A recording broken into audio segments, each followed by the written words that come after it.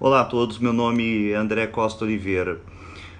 O assédio moral ocorre quando alguém é exposto a situações de constrangimentos e de humilhações de forma prolongada. É uma expressão que se refere normalmente a situações de trabalho, sendo bem mais comum em hierarquias autoritárias com predomínio de condutas antiéticas e até mesmo desumanas, de longa duração, o que desestabiliza a relação da vítima com o seu próprio ambiente de trabalho. Hoje, o assédio moral é estudado em diversos campos das ciências humanas, enfim, direito, antropologia, sociologia, sobretudo no que conhecemos como comportamento organizacional. E o que é comportamento organizacional? É basicamente o estudo do que as pessoas fazem nas organizações em que se vêem inseridas, com foco na eficiência, na eficácia, na harmonia, na motivação e, sobretudo, no desenvolvimento humano.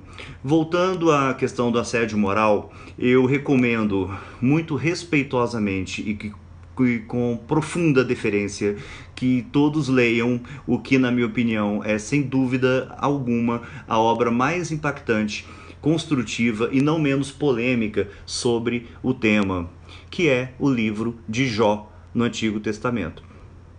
O livro de Jó nos dá uma história sublime, belíssima, de resiliência, de fé, de superação e de altruísmo. É o livro mais antigo de toda a Bíblia cristã, cuja origem e autoria até hoje não são conhecidas, e que aparentemente remonta ao século 6 a.C. Bom, Jó era um homem próspero, profundamente temente a Javé, que é o equivalente a aquele que traz à existência tudo que existe, ou seja, o Deus no antigo conceito hebraico. Eis que um dia o próprio Javé pergunta a Satanás: notaste, porventura, o meu servo Jó, que ninguém há na terra semelhante a ele, homem íntegro e reto, que teme a Deus e se desvia do mal? Satanás então pondera que Jó somente adora ao seu Deus apenas e tão somente porque tem absolutamente tudo.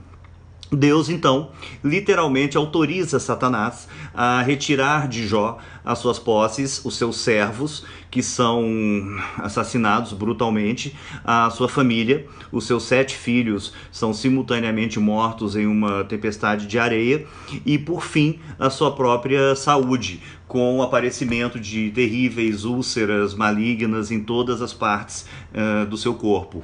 Ainda assim, o nosso personagem não esmorece, não perde a fé em momento algum, mesmo sendo tentado a fazer isso, até mesmo pela sua esposa, e rasgando o seu manto que cobria as feridas enormes pelo corpo, raspa a própria cabeça, joga-se sobre a terra e adora ao Senhor dizendo, abre aspas, nu saí do ventre de minha mãe, e nu tornarei para lá.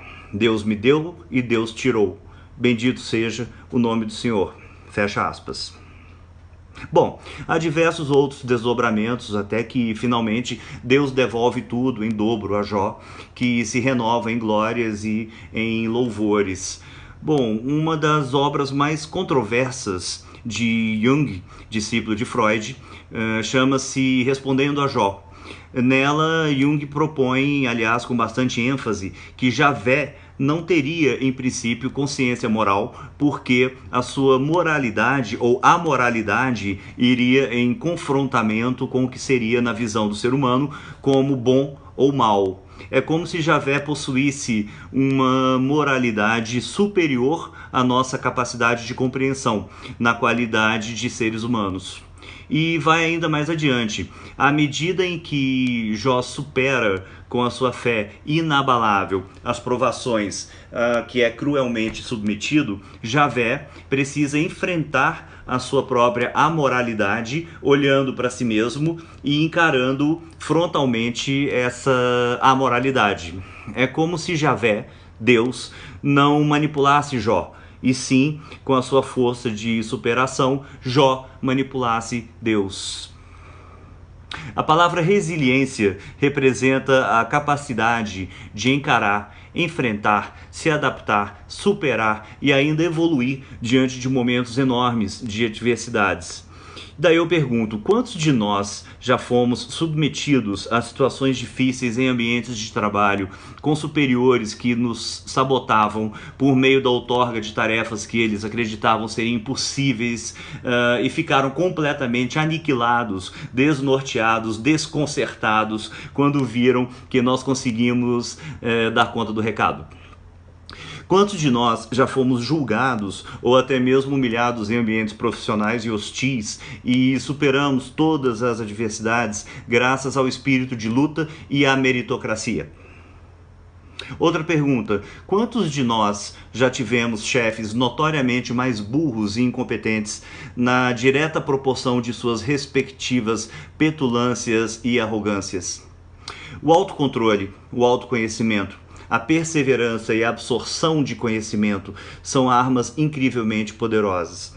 E ao final de tudo, a conclusão é de que os gregos socráticos sempre estiveram certos quando definiram as chamadas 4 virtudes cardeais que devem permear as nossas vidas sempre: prudência, fortaleza, temperança e justiça.